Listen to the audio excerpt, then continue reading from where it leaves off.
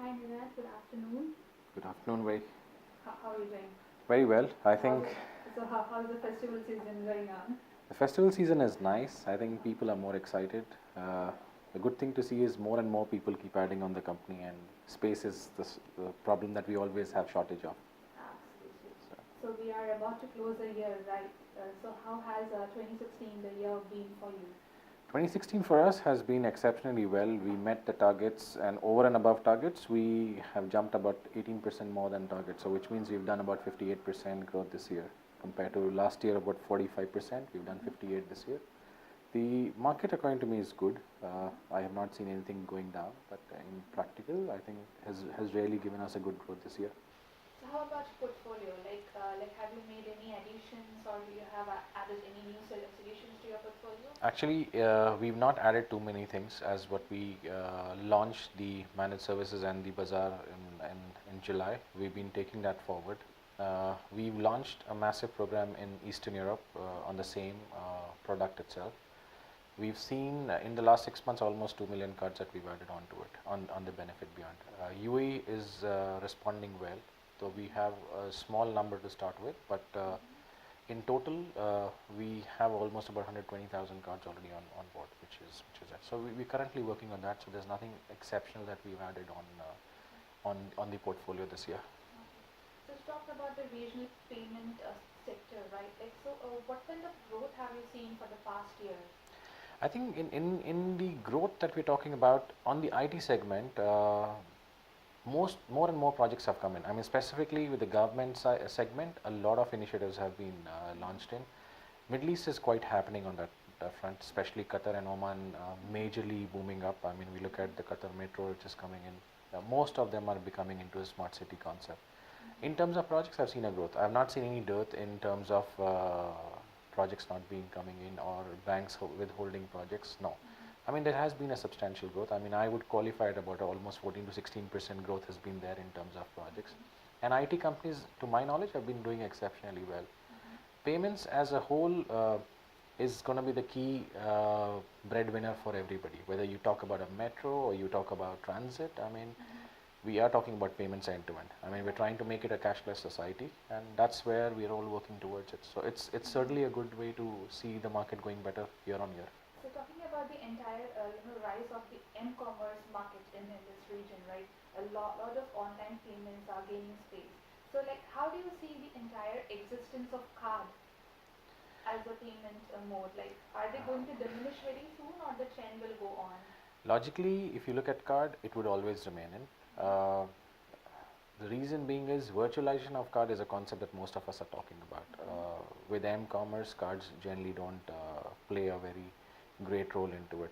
But today, still a necessity is to make sure that the cards are used first before we get into virtualization. I mean, we've got less than 20% people that actually use cards across. And if we need to pull that thing to at least about 70% before m-commerce works it. I mean, I've always been saying that a lot of people are not yet convenient by using mobile apps to do it. For example, we've got souk.com, which is there, or we've got Hits Arabia, which I see, or we've got DoBizzle, but a lot of them don't use it. The fact is, we only use to search and we don't use them to pay, and that's where there's a big gap that I still see in. So I still see that cards are going to be used for another decade before they diminish, and a decade is almost 10 years from now. So we don't know what technology is going to play after 10 years, but certainly cards would always exist. I mean, and I don't see cards going out anywhere so fast. So, coming to the African market, right? So like, what kind of growth have you seen like after you ventured into the African markets? Africa market has always been a very populated kind of a continent. The best part is technology only survives there. It's never been a physical acceptance or anything.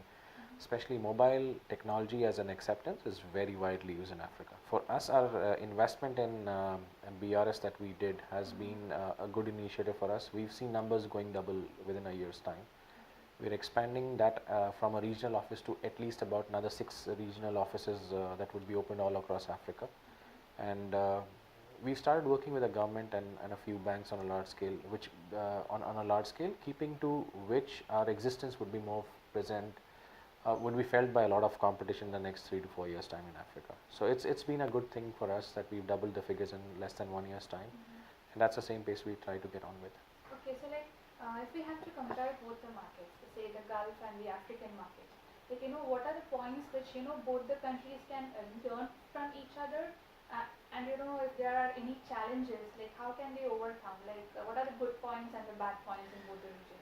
I think Africa uses a lot of mobile technology. Unfortunately, Middle East or Gulf that I see, we talk about mobile technology, but we don't use it that much. I think that's the first thing that we need to look at, how we can penetrate this market using mobile technology. One. Point two is Africa is, some countries are really rich in terms of technology development, and the governments are doing very well in terms of all other sectors except IT. I mean, they need a push from an international company, or from an international segment of companies that really take them to a different domain altogether. So that's where either they are very connected to the European side, which is the north of Africa, or when we look at to the lower, which is the south of Africa itself, dominates its own market when it comes to mobile technologies. So far, I think right now we leave both of them on their own pace. The only thing that I feel is Africa works too much on mobile, and I think Gulf can really learn from that bit of it. So, how do you see the growth of technology in the banking sector, to be very specific? Because with the rise of financial technology, the fintech and all, and various cards and online payment models, banks and finance are at a threshold of a major development, right? So, what key role do you see technology in the banking and finance sector? I think banking and finance sector purely would be dominated by technology. Reason being is, for a bank today to invest into infrastructure is a very expensive thing. For example, it's not like Asia or Africa where branches play a very important role. I mean, here being a small place, to open up a branch is a lot of investment required for it. Getting into a digital banking space, that's the thing that we're talking about, where we don't spend too much on opening a branch, but create a digital banking system where I can do all my activities what practically I do in a branch. So that's the concept that is being worked by most of the banks around Gulf that we look at big time, and they've been looking. They're focusing at Asia big time, Singapore, India. What we are looking at. I mean, today the best thing is, if you have to go to a bank here, even to withdraw, they charge you money. I mean, they want to eliminate that. They're trying to make sure that you use technology as much as you can use it, and practically do your requirements based on technology. So technology and fintech, I mean, that's the word fintech everybody talks about. I mean, is really going to be a big success when it comes to banking and finance sector. So that's, I feel it's really technology that will drive most of the banking and finance division today. And currently, you work with Bank Sohar, right? So can you give a brief of what the project was and how the implementation was? So Bank Sohar is a very typical bank which is getting into POS acquiring. I mean, their intentions are great. They want to penetrate almost every nook and corner of Oman, just like any other bank which gets into acquiring services.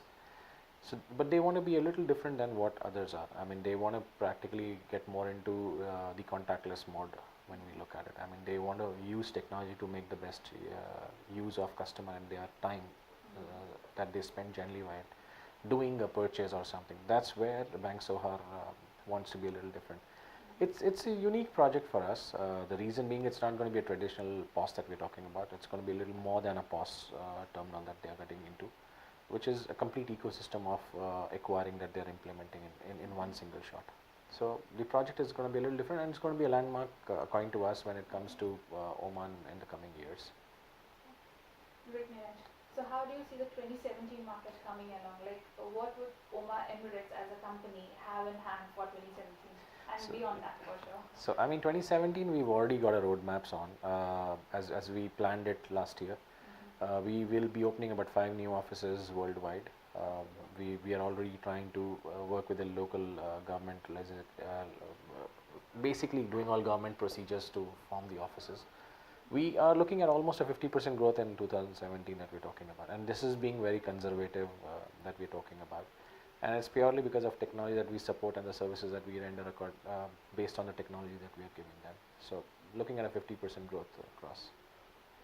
Great, Niranj. So we wish you all the best and a very happy 2017 to you and entire group of Oman Emirates. Thank you very much.